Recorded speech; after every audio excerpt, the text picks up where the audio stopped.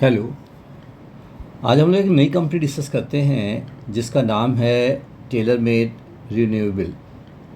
Tailor made renewable देखो, ये basically non conventional energy resources की बात करती है। देखिए, incorporated in 2010, tailor made renewable is in the business of providing renewable energy solution. देखो, अभी थोड़ी सी वॉर हुई और एनर्जी क्राइसिस इंडिया में आ गई। तो देखो, इसका काम क्या है? Manufacturing of solar parabolic concentration systems of steam generation used in steam cooking and other industrial applications। ठीक है, ये सोलर एनर्जी को यूज़ करके डिफरेंट वर्क करती है। सोलर एयर कंडीशनिंग इसका बहुत इंपॉर्टेंट काम है। देखो, solar space heating, solar dryer, solar waste water evaporation and many other application required for thermal energy.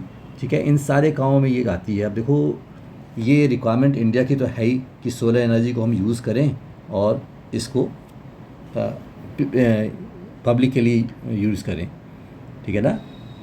तो देखो, ये बेसिक इसके 2-3 काम हैं, इनको आप ध्यान से देख लो। सोलर एनर्जी में ये बहुत अच्छे काम कर रही है।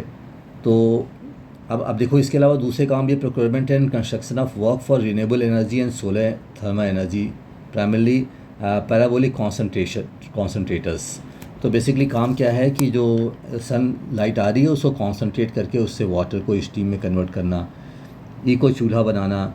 ठीक है, thermal box cookers, dish cookers, इन सब में ये काम करती है। देखिए, आप इसको पढ़ सकते हो, स्क्रीनर से हमने ये स्क्रीनशॉट लिया है। इसके अलावा देखो, प्रोडक्ट प्रोफाइल देखिए, TRL rain water harvesting and then water purification, desalination plant में काम करती है। Super distillation unit, distilled water plants, desalination plants में इसका बहुत यूज़ है। तो वाटर मैनेजमेंट, आप कह सकते हो वाटर मैनेजमेंट में इसका बहुत यूज़ है। ठीक है, तो काम अगर आप देखोगे तो इसका बहुत ही अच्छा काम है और इसको गवर्नमेंट की तरफ से प्रमोशन भी मिल रहा है कि भाई आप नॉन कंजर्वेटिव एनर्जीज़ को यूज़ करें। और वाटर मैनेजमेंट का काम है इसका। देखो, इसके क्लाइंट आप देखिए, क्लाइंट बड़े अच्छे हैं। इसरो है, जिंदल पावर है, एमी ऑर्गेनिक है, वर्धमान ग्रुप्स है, एशियन पेंट्स हैं, टोरेंट फार्मा है, BHEL है, टोयोटा इंडस्ट्रीज़ है, कई सारे, क्रेन इंडिया है। देखो, बहुत अच्छी कंपनीज कई सारी हैं जो कि इसकी हेल्प ले रही हैं वाटर मैनेजमेंट के लिए और सोलर एनर्जी के लिए। तो this is a very good company, you can see over here. अब इसका रिवेन्यू ब्रेकअप बहुत ज़्यादा अवेलेबल नहीं है, लेकिन रिवेन्यू ब्रेकअप जो है वो 2022 का है। तो अब ग्रोइंग कंपनी है, आप कह सकते हो। ऑर्डर बुक भी इसकी काफ़ी अच्छी है। हालांकि ये डाटा थोड़ा पुराना है, लेकिन जो अवेलेबल डाटा है उसको मैं दिखा रहा हूँ आपको। अब देखिए, इन्होंने supply and installation of TRL rain का जो सिस्टम है एमी ऑर्गेनिक को दिया है। Design, supply, installation and commissioning, trial run, training of customer staff and hand over 50 kilo litre supply.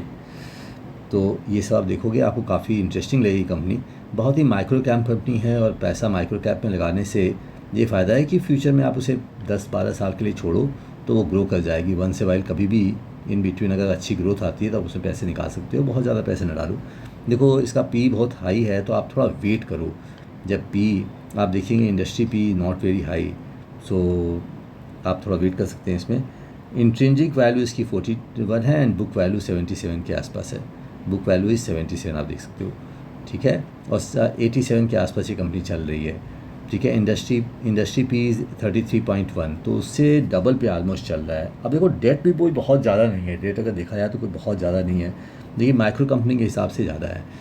Sales देखो, सेल्स ग्रोथ कर रही है 26 में 21.35, ऑल टाइम हाई ग्रोथ इसने सेल दिया है। और देखो, प्रॉफिट भी इसका ठीक ठाक है। बीच में एक बार सडन बहुत चेंज आया है, इसकी रीज़न मुझे नहीं मालूम, लेकिन ग्रो ठीक चल रहा है। प्रॉफिट मेकिंग कंपनी है और वर्क का प्रोफाइल आप देखिए काफ़ी अच्छा है। 2026 में सेल्स 48 करोड़ के आसपास रही है, जबकि इन बिटवीन ये काफ़ी अच्छी ग्रो हुई थी। ठीक है, ऑपरेटिंग प्रॉफिट आप देखिए, ऑपरेटिंग प्रॉफिट भी अच्छा खासा इसके पास है, राइट।